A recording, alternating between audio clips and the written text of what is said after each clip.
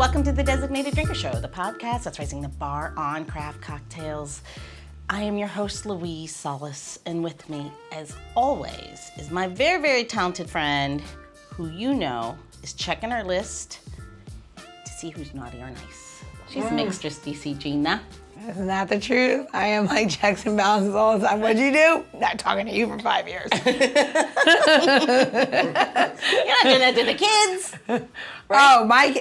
Well, they're always naughty. And that's a different yin yang because I have to be nice to them by law. Yeah. So true. for 18, till they're 18, and then I can be like, we're good now. I mean, Done. I wouldn't, but. You're out. I mean, I am looking at summer camps, but that's another story. So speaking of naughty or nice, you done with your Christmas shopping? I mean, you got a couple weeks, but are you, no? No. You know what, Louise, our previous guest this season, the end of the season this year, we know what they're getting. They're going to get the gift that keeps on giving to others. Yes. They don't need anything else for themselves. Great. Yeah, I can't wait to see how that goes over Christmas morning. Here's a bunch of papers. I did that last year. Yeah. Mommy sucks. So the fact that you aren't finished, you are not alone. In fact, that 60% of Americans won't finish buying their gifts until the week before Christmas. That sounds like me. I don't know. It's according to some recent study. I don't know. But they really should say is how many gifts do you buy yourself when you're buying other people gifts, because that's fucking real. Okay, so let me get there. You're a little ahead of me. Sorry. Don't worry. Apologize. So I have that's 60% of all Americans. So here's some other statistics for you, some holiday statistics for you that I found on the Googles. The truth serum. Exactly. It should come to no surprise that more than 60% of U.S. consumers prefer to buy their holiday gifts online. The ease, right? It's kind of not hard to believe. And then here's some mobile devices are expected to dominate online shopping this year. According to some, 71% of all digital traffic will be shopping. Digital traffic. It's got to be now shopping. Everybody shops all day online. But this is 71% during the holiday season. 56% of all digital orders will be made on your phone, not a laptop, is the point to that. And here's something I'm sure we can all relate to. 46% of people have lied about liking a gift. Only 46. Only 46. The rest of them are lying. Literally everybody. Yeah. Has to be. 47.4% of women would prefer jewelry, which I think that's a low number too. For jewelry. That's because women lie. They're like, anything would be nice. No, they want fucking something shiny. So here's the funny thing you say that because 1/3 of all men would prefer a gift card over anything else. 1/3, and I think that all teenagers, just 99.9%, all they want is money or gift cards. Is what I'm at. Yeah. And then finally, and this came out of Deloitte, who knows why, but 51% of Christmas shoppers buy gifts for themselves too. Just to your point, 51%. Selfish Fs. Like they walk into the store and they're like, oh, I love this can. I'm going to get that for me. And I'm going to get 2 for these people. It's so wrong. And then when you give the gift, you're like, I have one too. It's fucked up. No, even if you have one, don't tell me. No, don't. Yeah, that's the thing. Don't tell me that you fucking bought it. Just get it for yourself. And put it away until after I leave. And then at Easter, rip it out and be like, all right, well, here it is. So all this talk about spending brings me to today's designated drinker. I'm betting he may advise us not to overindulge in this type of Christmas cheer because he's an expert in all things financial. All things, especially in the hospitality industry. He is a certified public accountant and the president of Harmony Group. Please welcome to the show, Matt Hetrick. Very good. Hey. All right. No, you don't know. I butcher names like terrible. You could be John Smith, and I would say John Smite. Yeah, terrible. 100%. So let's start it off. What is Harmony Group?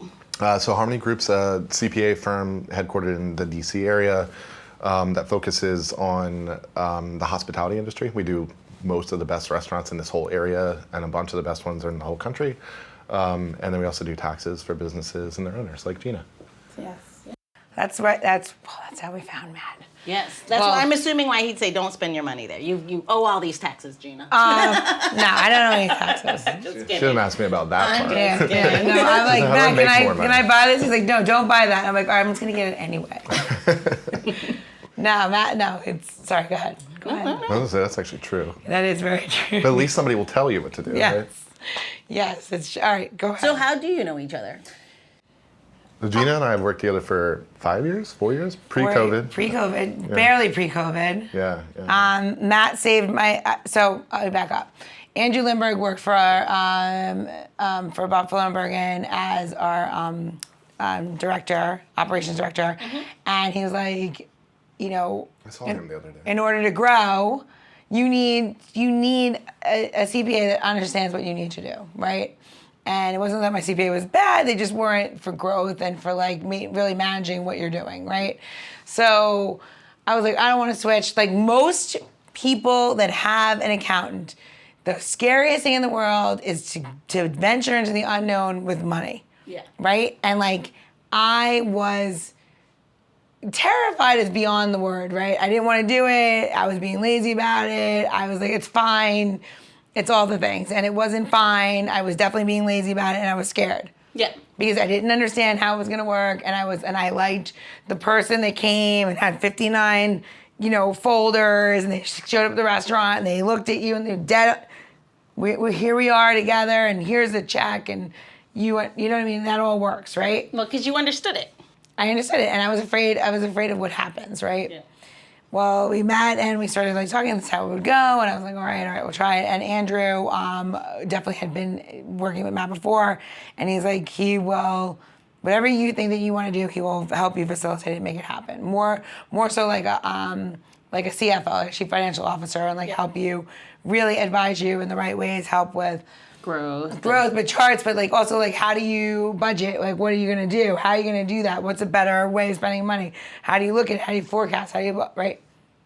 Everybody's favorite stuff, right? It's super exciting. Yeah, but it is not exciting, right? Yeah, no, it's really boring. It's all not boring. It's scary. Yeah, he scary. says boring because he understands it. For me, Yeah, I'm in the same boat. like with I you. can't even I'm in the same boat. talk. Like, I'm getting nervous all over again, and I've already onboarded. Right? I've been on board for years. I'm already like starting to sweat a little, Yep. and COVID hits, and we're in the middle of this whole big change, and I'm like, oh my God, what am I gonna do now? What am I gonna do now? And he's like, don't worry about it. We're gonna do it. We're all gonna get through it. Just don't worry about it. Okay, don't worry about it. Like I'm like, and like he's like, just work. He's like, just open your restaurant. Just do what you need to do. Like either open or close, but whatever you're gonna do, go just do it. So I pulled the Band-Aid off and I opened, and like I sing their praises all the time because like he never stopped working, and like so many people stopped working, stopped answering your calls. Like literally your phone was going nowhere. Nobody was answering the calls. You had no money to pay your staff. You had like minimal funding. People weren't coming to your restaurant. Life was falling apart, and Harmony CPA was there to help. And it wasn't just Matt, it was my team. Yeah. And there's a team assigned to you. And I think that as somebody in the restaurant business or somebody that owns a business, they deserve more. And I think now that I understand that like you can have that, like I am like, fuck, everybody do it. Like, do it. Like, I mean, selfishly, there's always that part of you that doesn't want to share like the greatest thing ever. But like, I think that like his group is like really amazing at hand-holding smaller businesses that are not, maybe so savvy when it comes to like, I don't know, paying your taxes on time or sales tax, or you need to report this to the government, or you need to do these things. And like, that's how we met. Man, you make it sound amazing. You are amazing, you know it. They're really great. And like, honestly, I wish that everybody wouldn't be so scared of their accountant because they shouldn't be. Yeah. No, I'm in the same boat and completely different industry. I hate going to the CPA. It's just like, and super nice, and I'm not in a bad space. It's just so intimidating. And I don't know if it's because you're just like bearing your soul, or you think, you build this thing in your head and it's, they're going to see through you. I think is what it is. I don't know. Funny, because it's such a, like, you don't think of it that way. You think of it like your numbers or something like that, right? But like when you become a business owner or a person who's using a CPA in like that part of your life, it's like a very intimate relationship. Yeah. Like I've had people who, I'll be the first person who finds out about a divorce or like a miscarriage or like something really, really intense. Like I just got diagnosed with breast cancer, and they're like crying on me, and like things that are like really, really intense, but like that's the nature of it. Yeah. I always teach our new staff, and we have this like really amazing team of like work from home people all around the US.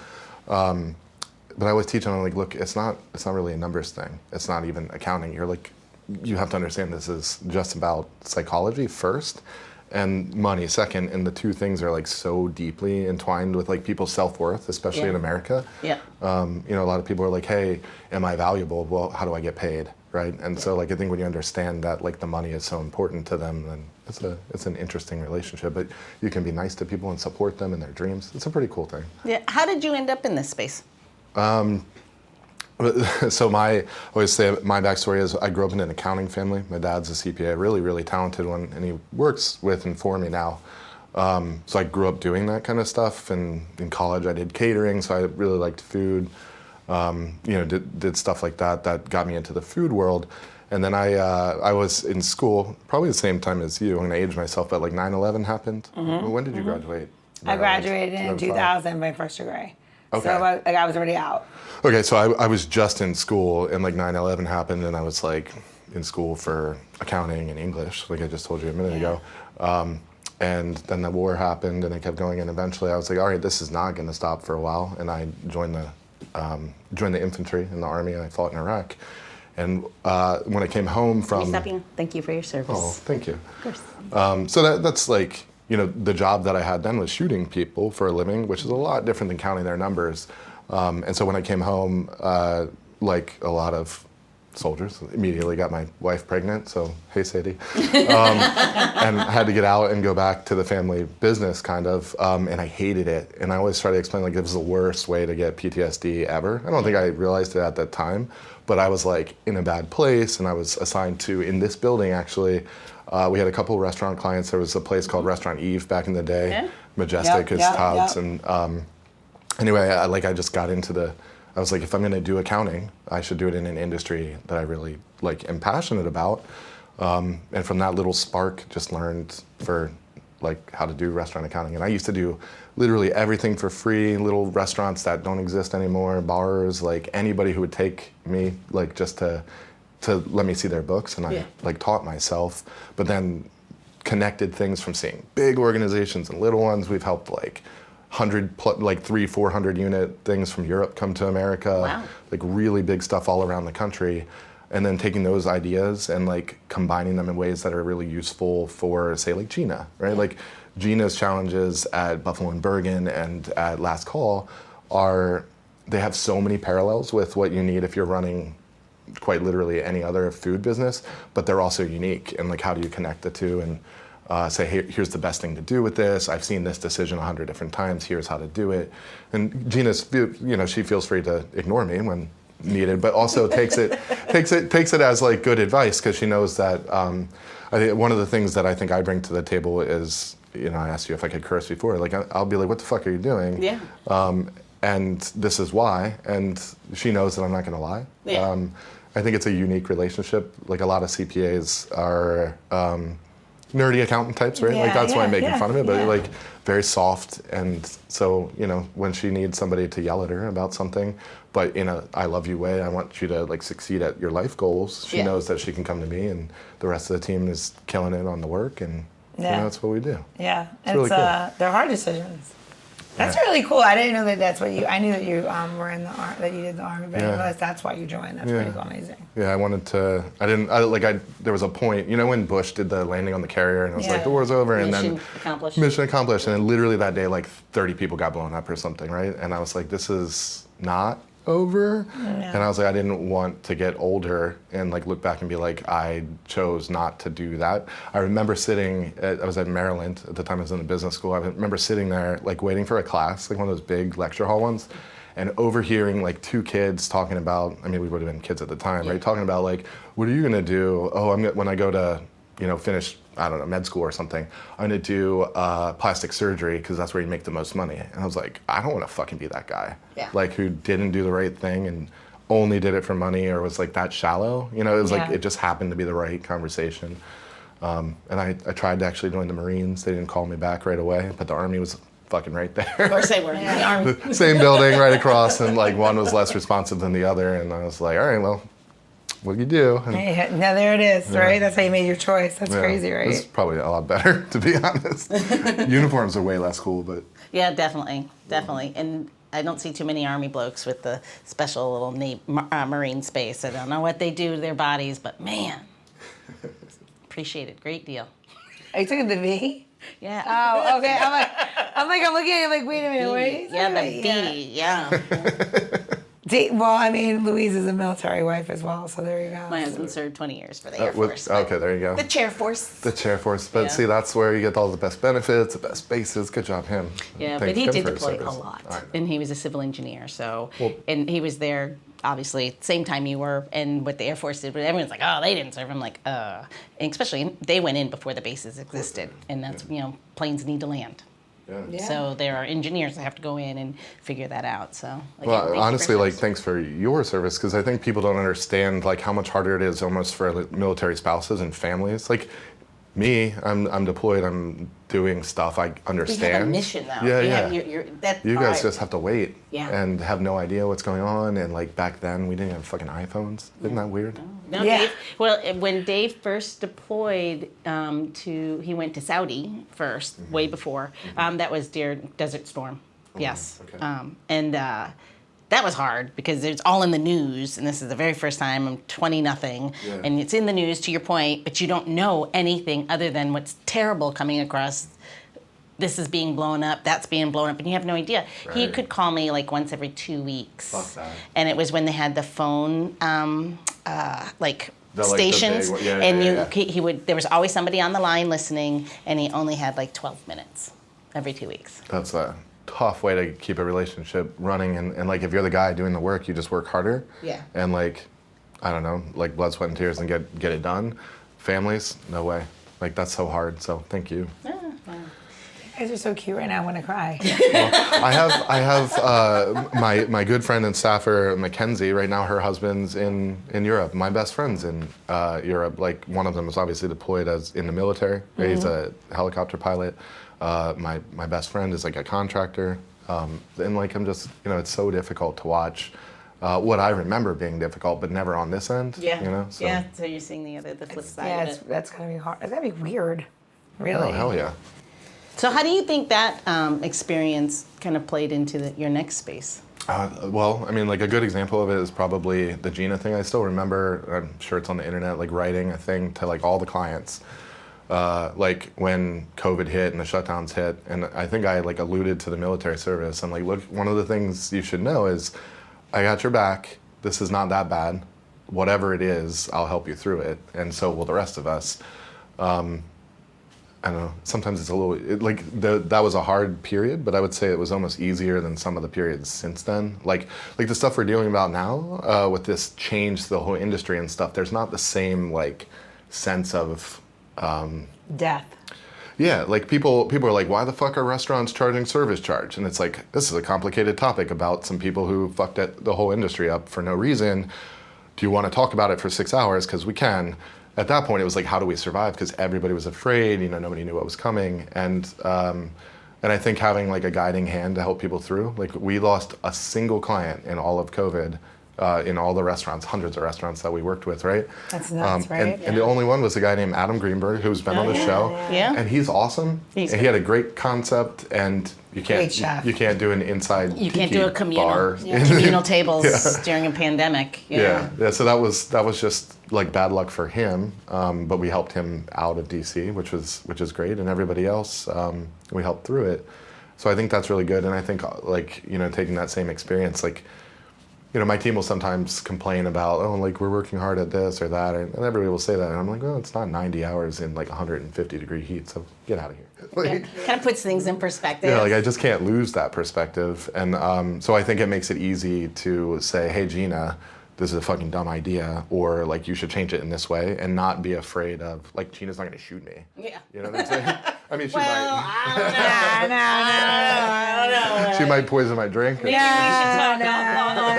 on. No, I appreciate like no one's listening, right? Like you talk about restaurants, right? And what he's talking about, you know what he's talking about. Yes. Initiative 82, right? Yes. And what they don't realize, what they're doing, they're single-handedly ripping the money out of all of these restaurant front of the house employees. Yeah. And these employees are going to make significantly less money because regular people think that you don't have to tip anymore, right? Like, it's not a service. And I think, and I've been over this 1,000 times on the show. Yeah. If someone's giving you a service, they get a gratuity. You don't cut your own hair, you tip your hairdresser. You don't do your own nails, you tip the person that does your nails. You don't have to pick up your garbage, you give them literally a gift at Christmas. They pick up your garbage every week, you know? Yeah. Like, you don't realize what they do for you, right?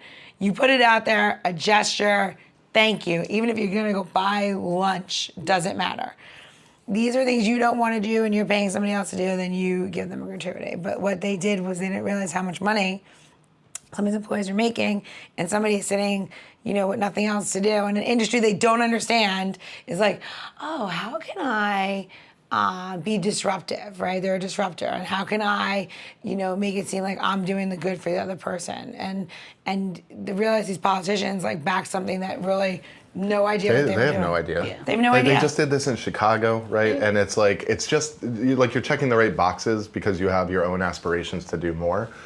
And the Restaurant frustrating... employees shouldn't make $5 or whatever they Like, said. if you fucking lie to everybody, right? Like, if I said to anybody in this room, I said, hey, look, do you think someone in DC should, like, make less than $10 an hour? You would say, absolutely not. Where do I sign on the line? And that's all they do, right? And it's a really easy thing. Like, in DC, you look at how that initiative passed. It's real simple, right? You pay enough people to stand on the right corners, ask a dumb question like that, which all of us would be like, I absolutely don't think you should make $5 an hour. Yeah. Now, you don't... You're disingenuous at best, you're dishonest, maybe a just straight up fucking liar at worst. And you do it because you have like certain feelings about like a bigger industry. We could talk about that for sure, like where tips come from, all that kind of stuff, right?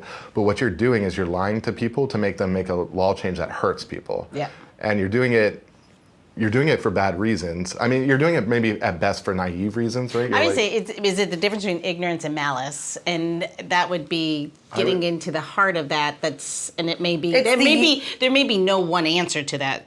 I don't know. They want to unionize the entire restaurant industry, which will go poorly. So like, that's a good thing. Like, there's a fundamental sort of like bigger picture philosophical question of like, if you use, like, if you want to achieve something that you think is good, but you'll break the law or break the rules or whatever you want to say to like accomplish that, if you're going to be nefarious, if you're going to do stuff that's just, if you're going to lie to accomplish it, is it still good, right? Like, does the nature of how you get to a good outcome matter? Yeah. Maybe not. But like the reality that Gina and I are living is that you've now stripped away the protections that belong to those workers. So go fuck yourself is how I feel about it, first of all. Second of all, like, the best case scenario in all of this is that everybody pays a bunch more, right? And it gets split up differently in a hot mess, which is exactly what's happening. Yep. That's the best case scenario. The worst case scenario is the whole set of other problems that come. Like, you're incentivizing people to automate work, right? You're incentivizing people to basically adopt the West Coast model. If you go out to Portland, if you go out to places like that, like, service is different. The reason service is different is because you can't make the restaurant model work there. Who does it benefit, right? Yeah. Like, it doesn't benefit the like BIPOC single mom woman who like it's purportedly supposed to help when she used to make $50 an hour, and you've now changed that she makes 30. Yeah. And she has no bargaining. She had federal law on her side last year. Now she has no bargaining power in the future. So who the fuck did you help? Yeah. Is how I feel about it. Like, you know what I mean? Oh, I know. I'm watching it happen right now. And then this law passed, and now everybody thinks they don't have to tip anybody anything. And then like they think that the restaurants are like making all this money. We can walk through why that doesn't make sense in a second, but they think it's like this, like, Gina's a big like fat cat out there making so much money. This is what's happening. She can definitely afford to pay more, right? A restaurant works like this. You bring in $100. $90 of it in the best run restaurants, largely speaking, goes straight out in expenses. 65% of it goes to the food and drink on your plate. 25% of it goes to other stuff between rent and like operating costs and credit card fees and insurance and stuff. So what's left over at best is 10%. I'll tell you right now, most restaurants don't come anywhere close to that. So if you come in and you take a law where you said, hey, you can pay $5 out of pocket, right? And that piece of it for your servers is 5% of the gross. Every $100 we bring in, the restaurant used to pay, or in other places will pay 5% of it out into them. They keep the tips for the rest, right? You take the $5, make it 15, and just for rough numbers, it's obviously like 5 or 6 going to 17. All of a sudden, you took that 5% and made it 10%. There goes all the profit in the best case scenario. But most restaurants are making like fucking 3% too. Yeah. So you just sent them way under water. Which we learned that through COVID. Yeah. We learned how thin the margins were. Right. And through that's COVID. The actually average person like me, what do you call me, daywalkers? Yes. We were then exposed to that. Yeah. We are getting ugly looks from Alex. She's gonna make us. All right, let's do our so tip. let's do our tip, and we're gonna Okay. hold this. And we're gonna come back and afterward. Okay. Because Alex is mean, man. I'm telling you, she looks sweet, but man, I always keep one eye on her.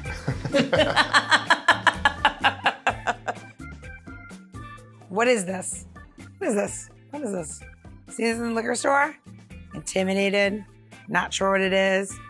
Is it cardamom? It's not cardamom. It's not cardamom at all. Do you even know what cardamom is? If you don't, you can scroll back a little bit on Instagram and learn all about that little funky spice. However, that's not what this is. Cardamaro. Cardamaro is a wine-based aperitif, right? What does that mean? It means that it's infused wine that's been infused with like cardone and thistle and is aged in oak. And then you use it as a very bitter ingredient in lovely cocktails such as daiquiris or old fashions or different, bourbon drinks, Manhattans, whatever you want. It's kind of like you use it as you like, or you can sip it. Why am I showing you this? Right? Do I work for them? I do not. Is Cardamaro amazing during the holidays? It is. It gives a certain level of, bitter happiness that makes all the holidays seem a little bit sweeter. It has this like great, beautiful, great brandy nose to it, aromatic, mixed flowers, herbs, all those wonderful things. But I mentioned this thing called cardoon, and you're like, what is that? Well, cardoon is, the best way to describe it is a leafy part of an artichoke stem. It is not technically from there, but it looks just like that. And if you've ever seen a baby of rhubarb, but when it's really, really green and leafy, it kind of looks like that. So it makes this beautiful bitter thing, and the Italians really do know how to find those ingredients to just like make the bitter oh so nice. So drink it as a digestif, add it to your cocktails, but enjoy it because it's one of those things that once you love it, you'll always love it. So cheers. So I know it's not cardamom. It is not, and you'll now know what the cardoon is. You'll be like, the cardoon is what? Do you remember? It's part of the what plant? Artichoke plant? Yes. Cardamom is part of artichoke? Cardone. Oh. Cardone is the stem, a leafy part that's used to make a bitter ingredient in Cardamaro. A lot of people are like, that's cardamom liquor. I'm like, it's not. See, obviously Matt and I were talking and not paying attention when you were schooling everyone. That's true. During the tip. I'm gonna use this on Thanksgiving this week to make a drink. Cardamaro. Cardamaro. I'm gonna have another cocktail and it's gonna be carda, and I'll be like, yeah, there's cardamom in it. Who cares? So where are they gonna go to get this tip and learn all the difference between Cardamaro and cardamom? Yeah, you're gonna go to designateddrinker.show and you'll get the tips, tricks, how to. And you can follow Designated Drinker on Instagram, and you can see my lovely face explaining this liquor. But also send us a DM, engage, write a comment, let us know. Are you happy with what you're seeing? Do you have an idea for something else that you want to say? I am all ears. And if you want to know why you should tip, she'll tell you. And if you didn't catch it, don't worry. You can just scroll down into your episode notes. We'll have all those links to get to all the things. And you definitely want to go check out that Library of Libations at designateddrinker.show, because Gina, you have 6 seasons. 6 seasons. That's like crazy, right? 280 episodes and recipes at least. You did all these famous people. Thanks for adding me. Yeah. We have to bring smart people in the room too, Trying to keep up. All right, so this brings us to the end of part 1 with designated drinker and president of Harmony Group, Matt Hetrick. But if you're anything like me or Gina and I have a suspicion like Matt, 1 round is never enough. So go top up that drink and get ready for part 2 of this episode as we continue our boozy banter, and Gina shares a cocktail that is filled with goodwill and holiday cheer. cheers. Cheers. The Designated Drinker Show is produced by Missing Link, a Latino-owned, strategy-driven, creatively fueled production co-op. From ideation to creation, we craft human connections through intelligent, engaging, and informative content. Also in the Missing Link lineup of podcasts is Rodger That, a podcast dedicated to guiding you through the haze of dementia, led by skilled caregivers. Now, if you're looking for a whole new way to enjoy the theater, check out Between Acts, an immersive audio theater podcast experience. Each episode takes you on a spellbinding journey through the works of newfound playwrights, from dramas to comedies and everything in between. Find Missing Link's League of Podcasts on Apple Podcasts, Spotify, or wherever you listen to your podcasts. And while you're there, please don't forget to follow, download, and review the shows. Your reviews help our shows reach new audiences. To find out more about Missing Link, visit missinglink.company. That's missinglink.company.